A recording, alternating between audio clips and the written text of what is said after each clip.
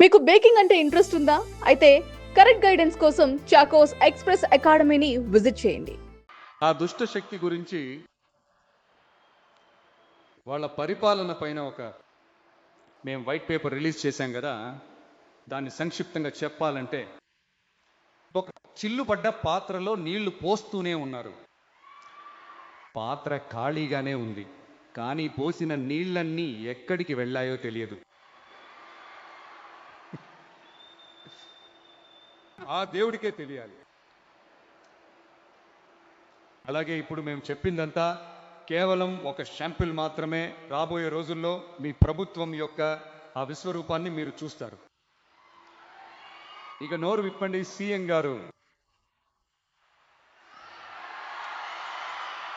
Wow, మీరు మీ CM గుండెల్లో పొడిచి వచ్చారు. అది నిజంగా అద్భుతం.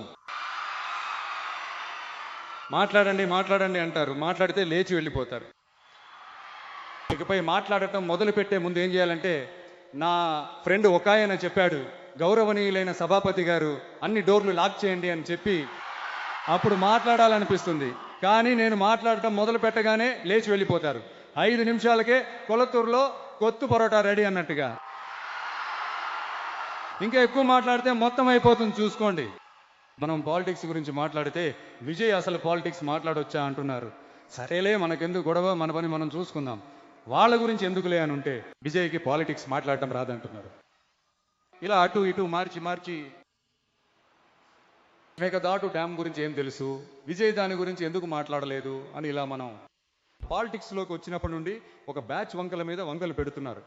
పాటకి పాట కచేరీ మాకు కూడా చేయడం వచ్చు, చేయమంటారా?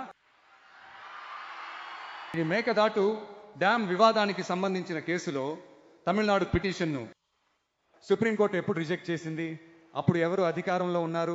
ఎందుకు సరిగ్గా వాదించలేదు? మీరు కనుక సరిగ్గా వాదించి ఉంటే అది రిజెక్ట్ అయ్యేది కాదు కదా. ఎందుకు స్టాలిన్ సార్ కావాలనే దాన్ని వదిలేశారా? అసలు ఇలాంటి ప్రశ్నలు అడగవచ్చా? ఇలాంటి ప్రశ్నలు అడిగితేనే మేకదాటు ఆనకట్ట గురించి మాట్లాడినట్టు అని అర్థమా? ఆ స్టేట్ సీఎం మాట్లాడుతున్నారు కదా, మరి మీరు ఎందుకు మాట్లాడటం లేదు అంటే, మన రాష్ట్ర హక్కులను ఎక్కడ నిలబెట్టాలో అక్కడ దానికోసం పనిచేయడం మాత్రమే ముఖ్యం. ఊరికే సవాళ్ళు విసురుకుంటూ నన్ను కెలికి చూడు, నేను ఎవరో తెలుసా, నన్ను తాకి చూడు, ఇలాంటి మాటలు మాట్లాడితే పని అవ్వదు. ఊరికే మాట్లాడి మాట్లాడి సమస్యను పెంచి ఎవరి మీద ఒకరి మీద నిందలు వేసి ఆ తర్వాత ప్రజలను గాలికి వదిలేసి ఇలాగే ఒక రాజకీయం చేయాలి అంటే ఆ రాజకీయం మనకు అస్సలు అవసరం లేదు. అది మనం చేయబోము కూడా. Talk less work more mode, అంతే. అదే మన పాలసీ. అందుకే కదా అసెంబ్లీలో ప్రభుత్వ తీర్మానం అని చెప్పి ఒకటి ప్రవేశపెట్టాము. దాన్ని ఎలా ముందుకు తీసుకువెళ్లాలో అలా సరిగ్గా తీసుకువెళ్తాము. సెంట్రల్ గవర్నమెంట్ నుండి డీలిమిటేషన్ను మళ్ళీ తీసుకురాబోతున్నారని ఒక మాట వినిపిస్తోంది. ఎవరు ఏ డీలిమిటేషన్ తీసుకొచ్చినా తమిళనాడు దానికి అస్సలు ఒప్పుకోదు. మన స్థానాన్ని ఎవరూ లాక్కోలేరు. అలా లాక్కోవడానికి మనం అస్సలు ఒప్పుకోము.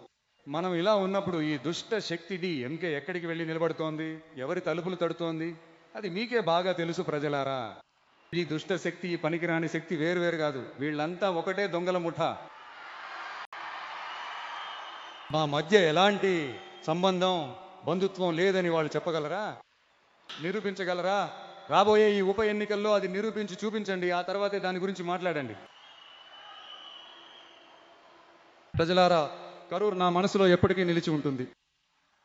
మనకు జరిగిన ఆ బాధాకరమైన సంఘటనను, మనకు వ్యతిరేకంగా జరిగిన ఆ కుట్రను, ఆ తంత్రాన్ని రాబోయే తరాలకు కూడా వాళ్ళకి ఖచ్చితంగా తెలియజేయాలి కదా.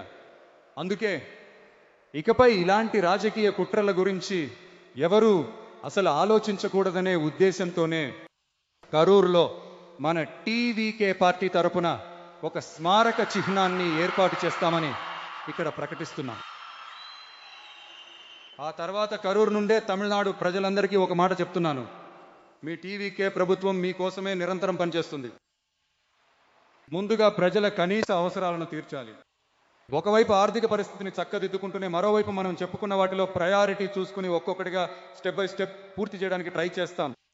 ఇది ఎప్పుడూ మీకోసమే ఉండే ప్రభుత్వమే అయి ఉంటుంది. ఈ విజయ్ ఎప్పుడూ మీ విజయ్గానే ఉంటాడు. మీరు పూర్తి హక్కుతో మీ గవర్నమెంట్ను సంప్రదించవచ్చు, మీ హక్కు అది.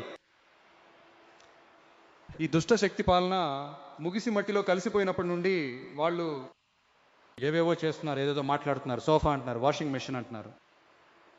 ఈ రాజకీయ వ్యాపారం చేయడానికి అసలైన వెండింగ్ మెషిన్లే వాళ్ళు. అసలు ఆ వెండింగ్ మెషిన్లే వాళ్ళు ఎవరు? ఈ డిఎంకే వాళ్ళు. మనల్ని చూసి వాషింగ్ మెషిన్ అని అంటున్నారు. ఎన్నికల్లో ఓటుకు నోటు ఇచ్చే ఆ పద్ధతిని, ఆ సంస్కృతిని మేము పూర్తిగా తుడిచిపెట్టేశాము. ఎలక్షన్లోనే అలా పనిచేసిన మనకు ఈ గుర్రాలు, గాడిదల బేరసారాలు ఎందుకు? ప్రజలందరూ నా వైపు ఉన్నప్పుడు మనకి ఈ బేరసారాలన్నీ ఎందుకు అని అడుగుతున్నాను.